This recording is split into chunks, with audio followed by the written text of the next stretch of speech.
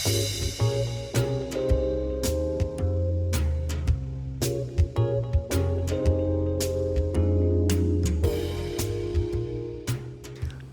I'd like to welcome everybody. My name is Brian Joseph, here with Artists Around You. Mr. Chad Urick's in the background doing all the tech stuff and rolling on the cameras. We want to welcome you to this episode of Artists Around You with Mr. Mike Webb, singer, songwriter. Been doing it for a long time. I think the first time I heard Mike was at an open mic.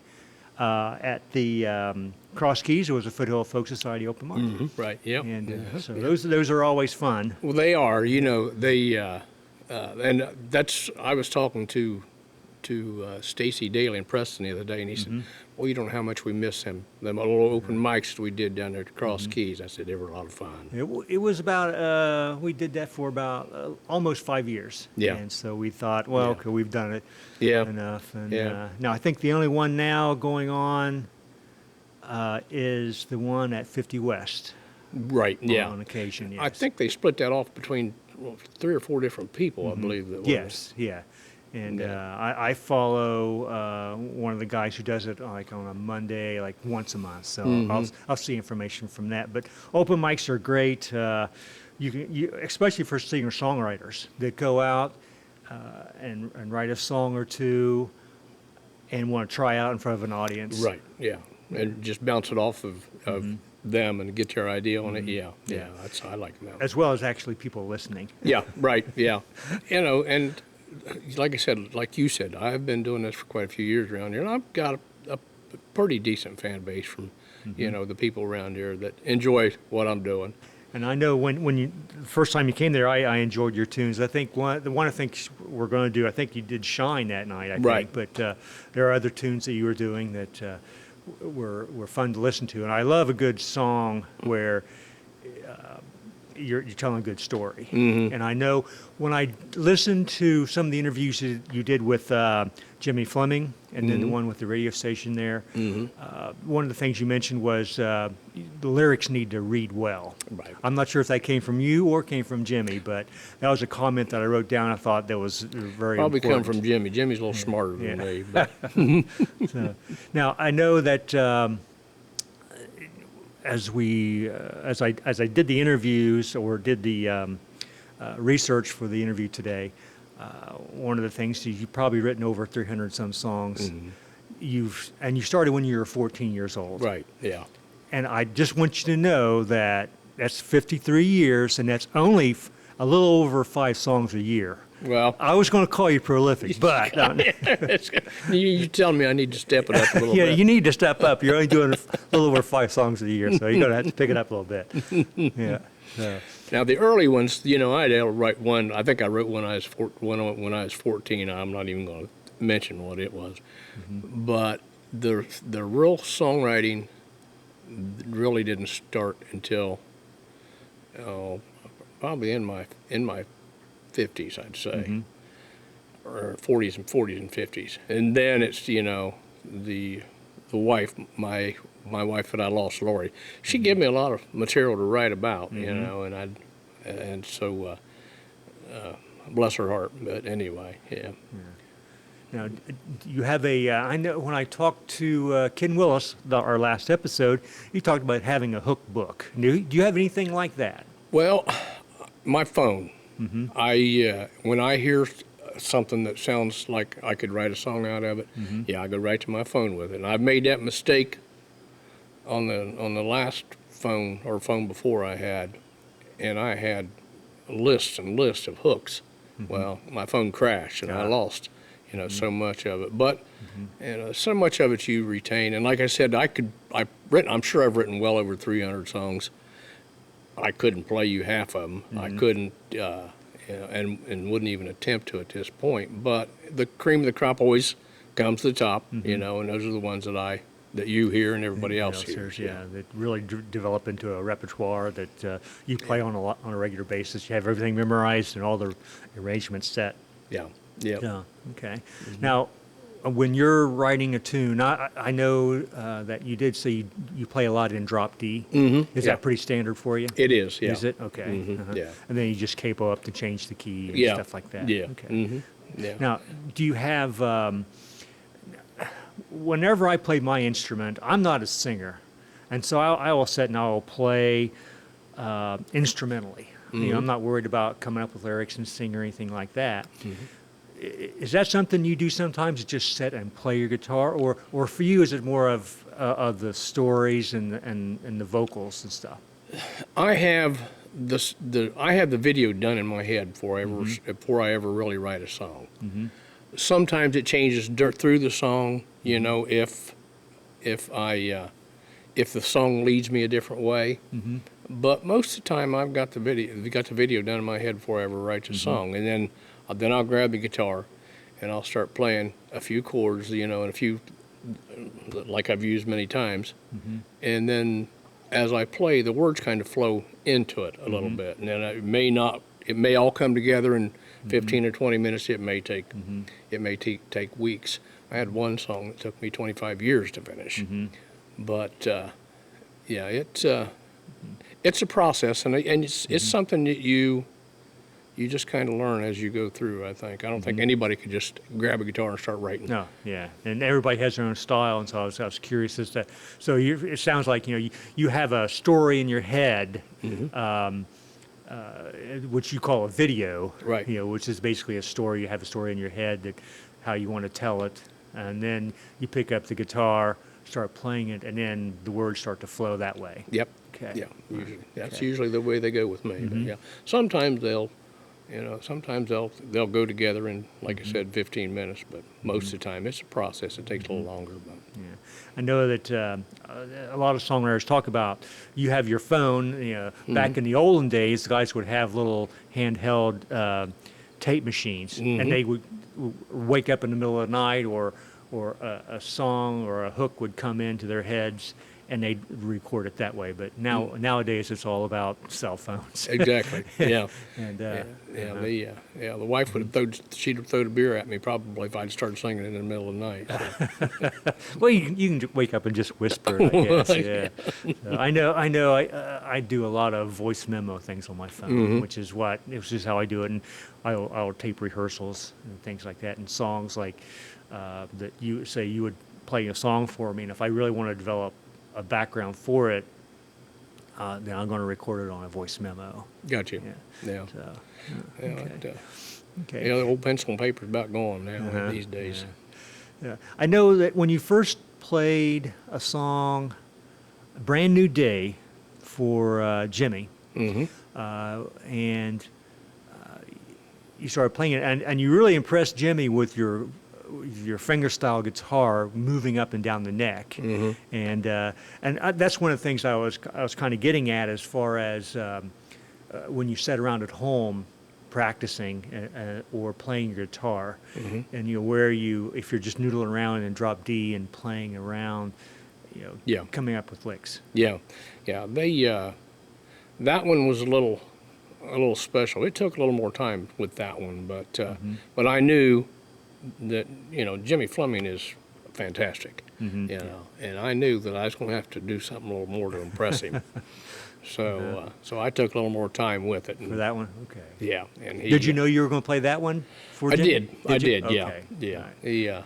But actually, that song started out as a bus commercial. Somebody was advertising for a bus commercial about when the sun comes up and this and that, and I wrote it, and it never went anywhere. But anyway, it's a good little song.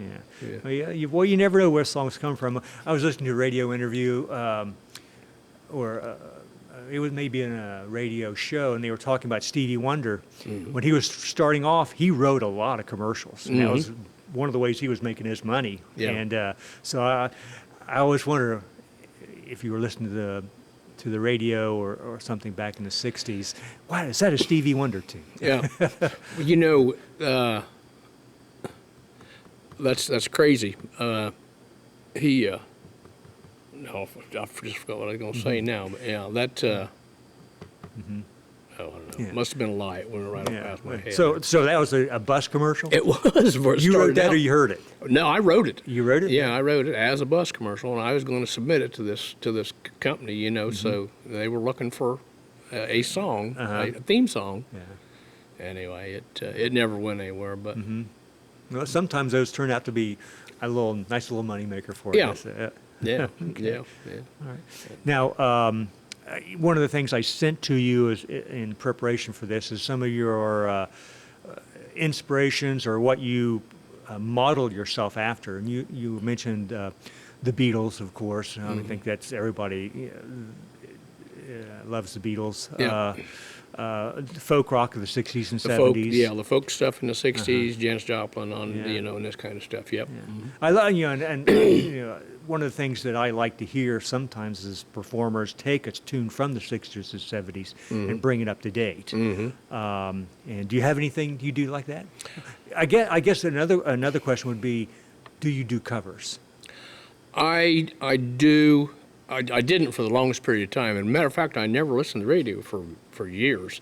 And the wife, she was always an avid. That radio was going 24/7, and so was the TV. And it really until just the past 4 or 5 years, I suppose. Karen, one of the girls that worked down here, turned me on to Cody Jinks. I thought, wow, this is neat. I like this stuff. Well, then it just developed from Cody Jinks to Tyler Childers to Chris Stapleton to the kind of the I don't know what you call them, new outlaws or whatever they are of this stuff. Yeah. But and so I did play.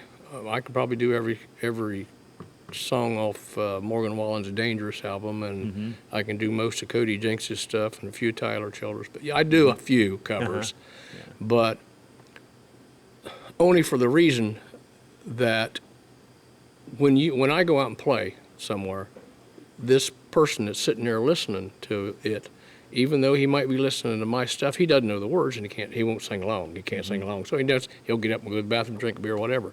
But if I play a cover that they know, then yeah, they're all into it and you're ready to sing and this and that. So I learned that you just about have to play covers if you're going to get out and entertain. Now, I guess I want to kind of get off track here with what I was going to ask you, but I'm not sure if it was with which interview it was. You talked about karaoke. Now, what I'm assuming then is when a lot of people, when they hear the word karaoke, they're thinking about you singing to other cover songs and things like that. Right. But another form of karaoke is you have a backing band that has been recorded earlier, and you're going to accompany that. They're your songs, or maybe they are a cover tune, and then you're going to sit there and you're going to sing and play the guitar for other people. And I think that's what you're talking about. Well, actually, what I've done is I've taken the songs that without the vocals and have turned like 20 of mine into karaoke songs. The first time I was in, I think it was Jerry's West out there, and one of the boys that was come up, and he said, I give him the thumb drive with my karaoke on it, and I started singing 3 or 4 of them on there, and he said that's always been something that I've always wanted to do, is to karaoke somebody that wrote the song, actually wrote the song. Yeah. So I started I've got about 20 of them into karaoke right now, and I get a lot of people that sing them, just love to come in here and sing that kind of stuff. And so they're going to sing your tunes. Exactly. Okay. And sing it the way they want it. That's what's so nice about it. Has anybody surprised you Yeah, with their style? yeah, they have, yeah. One old boy, Dave, he comes in here, and every time he comes in here, he said, "You got Mike's stuff?" And whether they do or not, then I keep it in the thumb drive and I'll give it to him. But he grabs 4 a.m. every time. He's got to sing that song, and he does pretty good on it. Yeah. Okay. Yeah, I think of the songs and the interviews you've done, I think you did Brand New Day. I think you did Shine, 4 a.m. on Bended Knee, or the ones I think you've played during interviews and things like that. So those are cool tunes. Yeah. So you have the one CD that I had that you gave me, it had a lot of the bluegrass stuff, more of a polished country stuff to Yeah. it. So was that your second or third one? That actually should have been my third one, but what happened was I incorporated the bluegrass and the modern country into that one because I had 7 songs done and had the other 3 written, but when Lori come down sick, then I just kind of put everything on the back burner. Yeah. So then after she passed, and I went ahead and finished this other album, and I never got back to the bluegrass, so I just incorporated it all into that 18 songs that you've got in there. Okay. Yeah. So this next one should actually been the fourth one. Okay. Yeah. All right. So I know you've been going down to Nashville to work with some people down there. When you first went down there, did you just go down and not know anybody, or did you have connections before you went down? No, I really didn't. I mean, there's a few people that I know, and I actually wrote some of the best bluegrass writers in Nashville the first time I went down. Then it started being when I'd go, then the wife would want to go. We ended up on Broadway and ended up drunk, and I didn't get nothing done. So, but and each time I'd go down, I'd pick up another contact or somebody else. You know, I'd always, and now it's getting to the point where I know a few people, but Nashville is just so tight, closed, you know, that it's really hard to get anything done in it. So, and I'm sure it's going to be being at the right place at the right time. Yeah. You know, if With it the ever, right song and exactly. Yeah. Yeah. Okay. So these boys that are down there now, Sour Breeze, I'm trying to talk them into playing a couple of mine on Broadway. So maybe get a little exposure that way. Yeah, it just starts as a little seed and it sprouts up there. So Exactly. Yep. Yep. Okay. All right. So let's see, what else do we have here? As far as I can tell, you've got 3 videos, or you have more videos than that? There's at least 3 each. You had with 3 or 4, I think. Well, you've got Shine, you've got My Father's Cup, and On Bended Knee. And Time. There's one called Time that we did. Okay, that's one I had never seen. Yeah, yet, that's so. when the first ones Chad did on green screen for me. Okay. And it came out pretty good too. Okay. But yeah, we got plans on doing a couple more of them. Hopefully that pans out. You can find that stuff. I've got a web page, and it's Pain in the Glass, PainInTheGlassMusic.com, and that's got all my videos, and it's actually got the other, the first album is on there, and and I should update it a little bit more, but it's most of the stuff's on there. Well, I do want people to know when they go to that, it's PANE. Yeah. I first thought it was a play on words, and it was a pain in the glass. Yeah. Right. And I put PAIN, Right. and it doesn't work. Yeah. Yeah. So it's pain, PANE, in the glass. Yeah, Yes, Pain in the Glass Music, .com. Now you can also find all my stuff on Spotify and Apple Music and all that too. I've got it all out there. So if you want to go spend 99 cents and buy one, or even just go listen to it, but it's all on there. Now, I think one of the things you were discussing with Jimmy and them were copyrights and things like that. And you've gotten to where now I think a lot of your songs, you're going to record them and put them on Facebook, and as far as being dated, and say, Right. okay, this is my song, Right. and that gives you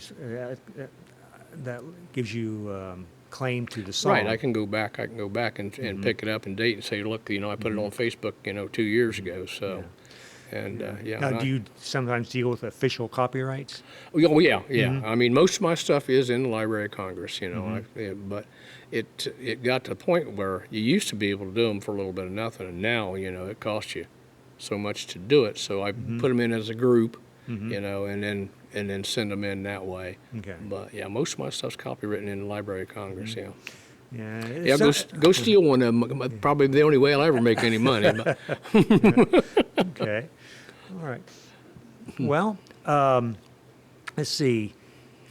what else have I gotten in here? A little note I've written to myself: VW Microbus and Double Shot of Jesus. Now, is that the same song, or is that two different songs? No, that's the same song. Same song? Yeah, that was after Lori passed, and I was sitting around the house mostly by myself, and I thought, why in the hell am I still sitting in this house? There's so many memories in this house, and I've got so much music to get rid of and to do. I said, all I need is a VW Microbus and a Double Shot of Jesus, and I'm on the road. I'm going. Okay. And then I think I'm not sure where I heard the song, where on bended knee, and I'm not sure where you were at when you wrote that song. But besides Shine, which is, you did say that you didn't think that was one of your best songs, but it's one of the favorites. Yeah. But if anyone gets a chance to listen to Bended Knee, that's a song where, my gosh, it was so low. You could, the singer, the character is so low that the emotion that brought forth in that song was like, Thank you. I am so low. I've never heard a song that low before as far as the emotions go. Yeah. To where, okay, I got to get up.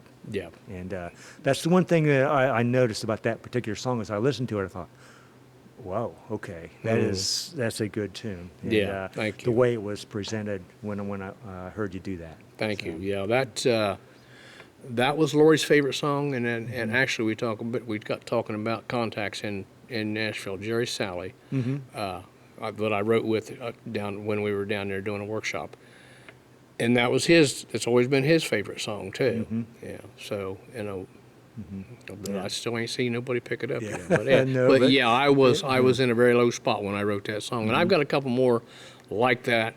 But I had a girl told me one time. She said, your stuff, I love your stuff, she said.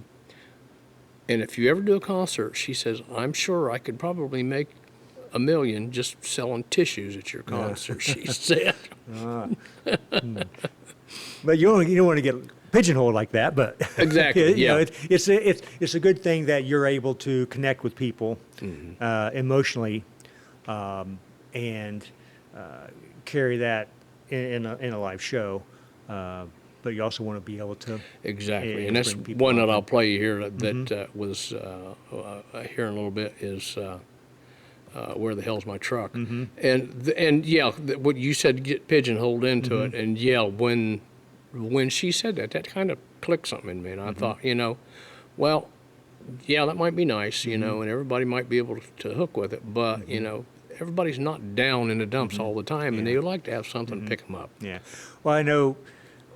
I think the most recent one interview we did with Ken Willis, and Ken is the guy that Ken's a great writer. He's a great writer, and some of the turns of phrases, for him, some of his humorous songs are just so funny, and so Where the Hell Is My Truck is going to be on in that vein. I imagine. So. Exactly. Yeah.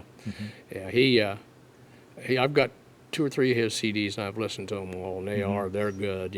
It's good stuff. I like Ken. Yeah. Anyway. Okay. All right. Well, let's see what else. I think we've covered a lot of stuff here. And anything else you want to pass on to anybody, any listeners? Like as far as someone listening and think, well, I want to go down to Nashville too. Any advice or anything like that? Well, I'll tell you what. Like they told me, they said, I got an old boy that is a good friend of mine. I've met down there, and he told me. He said, you're good. He said, you should be down in Nashville right now making money. He said, but I'm gonna tell you what. He said, there's 10,000 people right there on Broadway trying to do the same damn thing you were doing. Yeah. So he said, it's not just how good you are and how much talent you've got and how good the song is. He says it's the right place, the right time, and being. Yeah. Well, one of the things that we're trying to do with this little webcast and things like that is artists around you. And there are lots of artists around here. Oh, there's some great songwriters, some great bands. Yes, there is. And you don't have to go to Nashville or Right. New York or LA to hear great musicians. Yeah. And the great thing about live music is it's live, and you're actually seeing the people. You can talk to them, hear their music, and get to know them that way. And that's what we're trying to do here. And Yeah, I hopefully like it. that, I like the idea. I like that, the idea. there are a few people that get to and have gotten to know you a little bit better and know where you're coming from. Yeah. Now, do you like to fingerstyle or flat pick?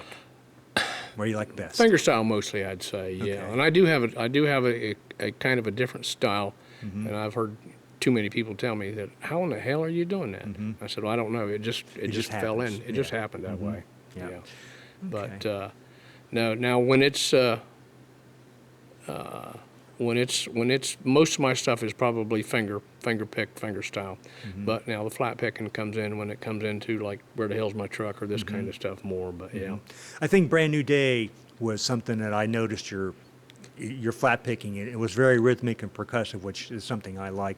Being a mandolin player, Exactly right. I love percussion Yep, and yeah. that kind of thing. So Yeah. okay. Yeah.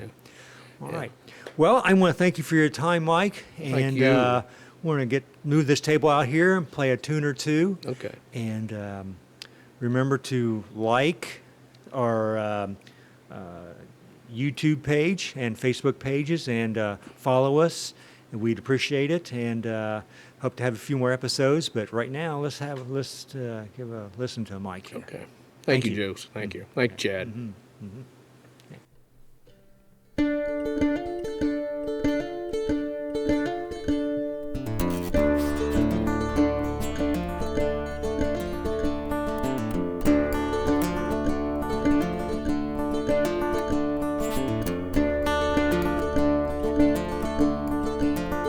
I sit here mostly by myself. A little corn liquor upon the shelf. I ain't a man of great wealth.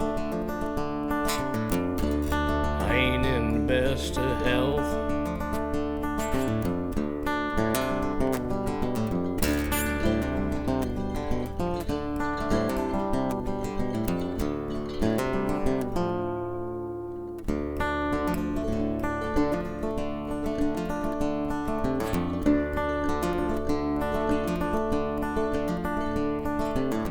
I got an old truck gets me around about 25 miles from here to town. Get my corn and my sugar and I cook it on down. Daddy's old still ain't never been found. I got a good woman and I got good friends and a pretty good state of mind. Good Lord willing, and the creek don't rise and we don't run out of shine.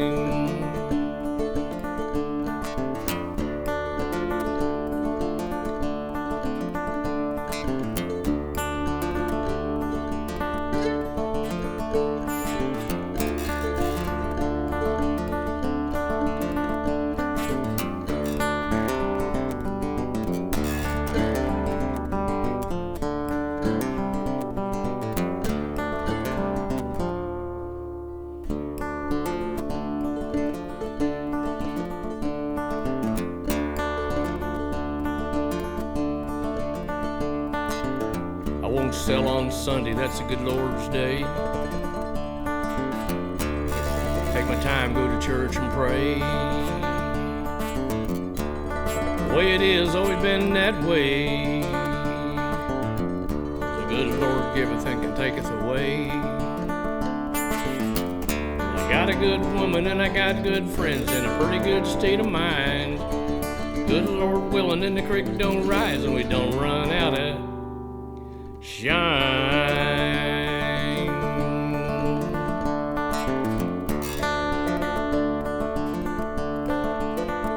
We don't run out of shine.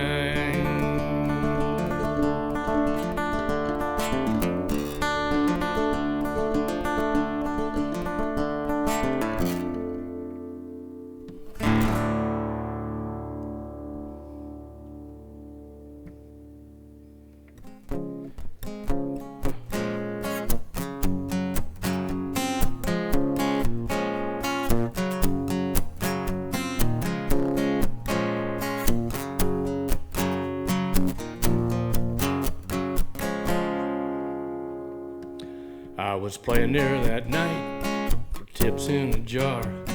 She was at a table back in the corner of that bar. Had her hat pulled down across her eyes. I could tell she'd been crying, I just couldn't see her eyes.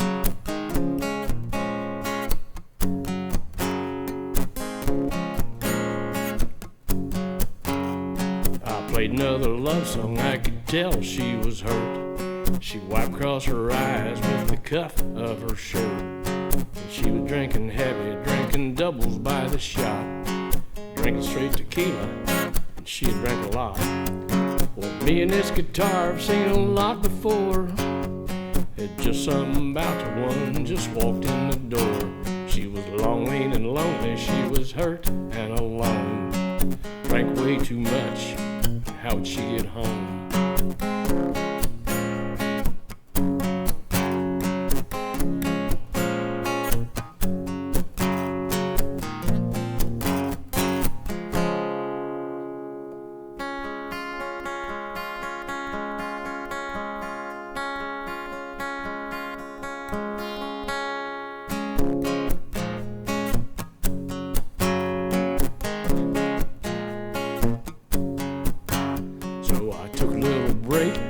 I could sit a while, talk to her a bit, hell, once even got a smile. I told her I was a bit concerned, I'd like to make for sure she got home safe, and could I get a cab for her? Well, me and this guitar I've seen a lot before. Just something about the one just walked out the door. She was long, lean, and lonely. She was hurt and alone, and drank way too much. I hope she makes it home.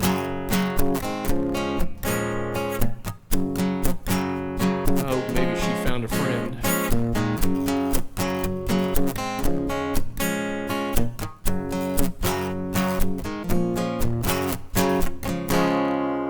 And as she was leaving, she left me something in that jar. Thank you. That was Lonely and Lonely. Off a new album. Well, I had a girl told me one time, she said he said, the stuff you write, said I could go to one of your concerts and sell tissues and make $1 million. She said, kind of made me stop and think, well, maybe I ought to step it up a little bit. So anyway, here's one. It's a true story, and it's called Where the Hell's My Truck?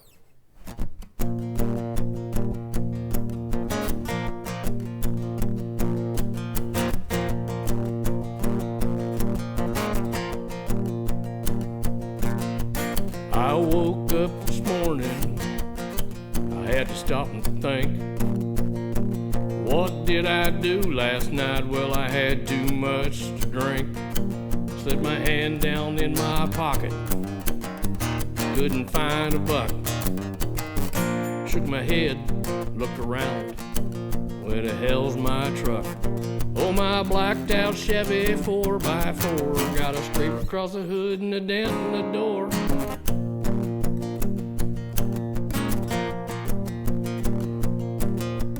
Last thing I remember, she was sitting on my lap. Could have been the whiskey I delivered, final slap, or it could have been the Cuervo, or that lick slam suck. I don't know, damn the luck. Where the hell's my truck? Oh, my blacked out Chevy 4x4 got a scrape across the hood and a dent in the door.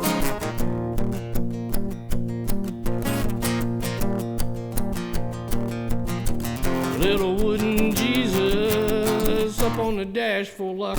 The hell's my truck?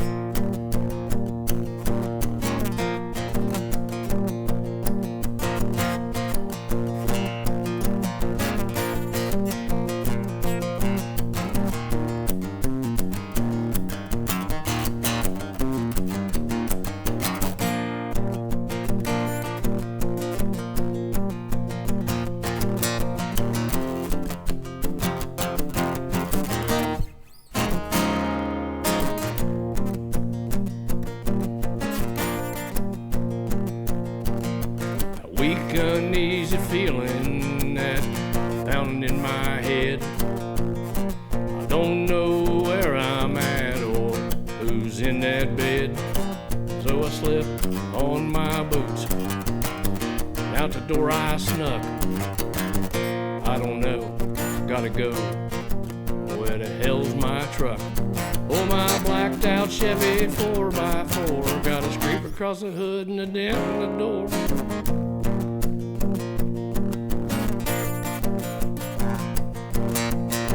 A little wooden Jesus up on the dash for luck. The hell's my truck? Where the fuck's my truck?